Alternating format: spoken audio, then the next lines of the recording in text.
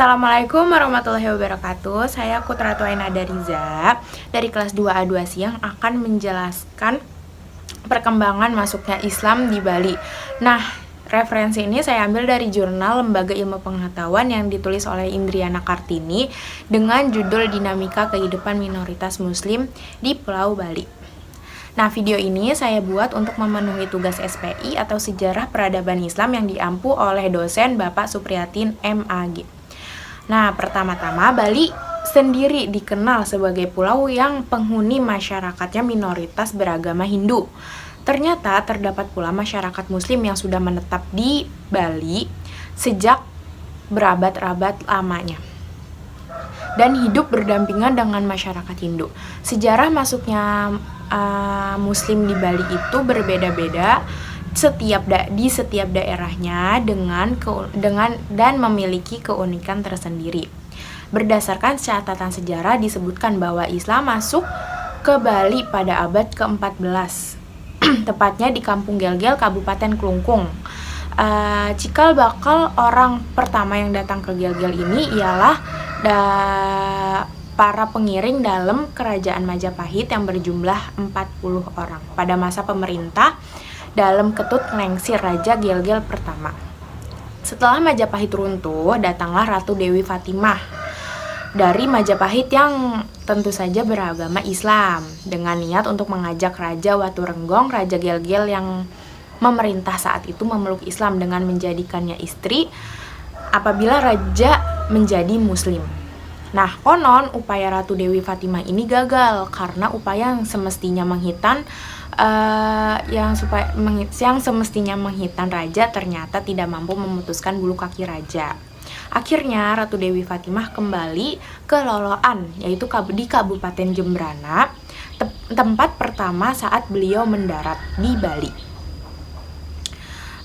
Setelah Ratu Dewi Fatimah meninggal, para pengiringnya kembali ke Gel-Gel dan bermukim di sana. Sejak saat itu terdapat pemeluk Islam di Gel-Gel.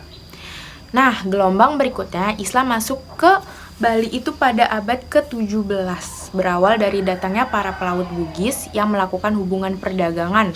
Melalui perdagangan inilah Islam diperkenalkan ke masyarakat Bali dan berkembang secara damai.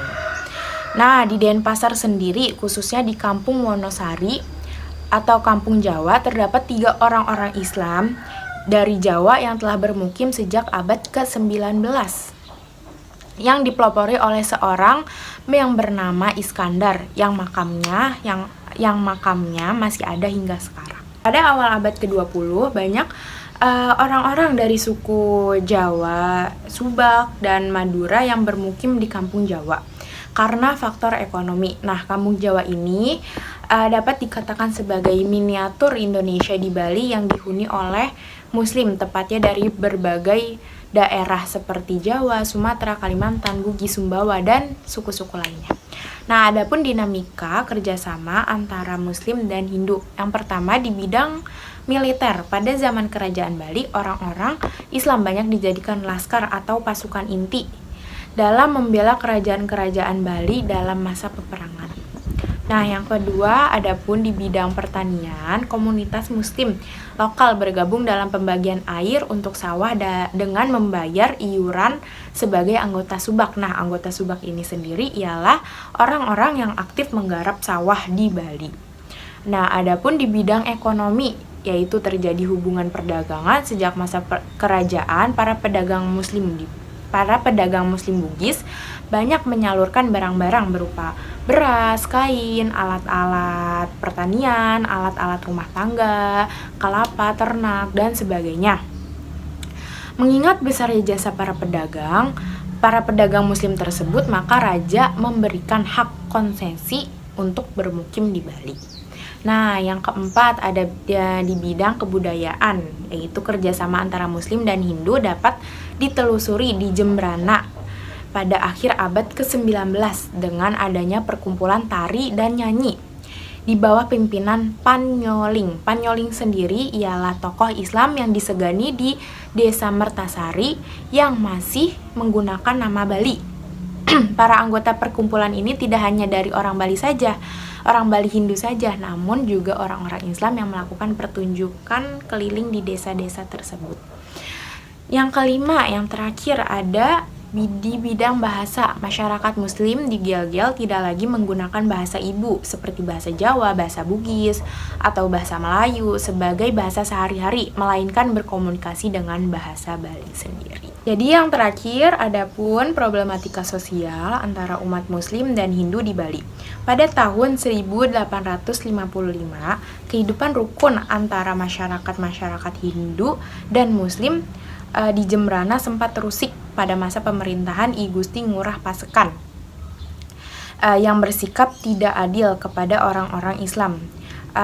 Padahal masyarakat Muslim mempunyai andil yang sangat besar dalam menjadikan I Gusti Ngurah Pasekan sebagai penguasa dengan membantu mengalahkan lawannya, yaitu I Gusti Ngurah Maderai. Di masa kerajaan, umat Islam tidak memiliki kendala dalam pembangunan masjid.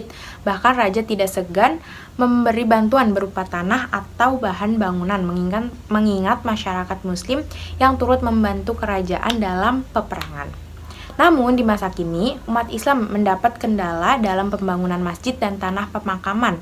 Sebagian persoalan bersumber dari implementasi pemahaman ajaran Trihita Karana yang menimbulkan potensi konflik, khususnya konsep palemahan. Nah, palemahan sendiri ialah hubungan harmonis antara manusia dan lingkungannya yang dianut oleh agama Hindu di Bali.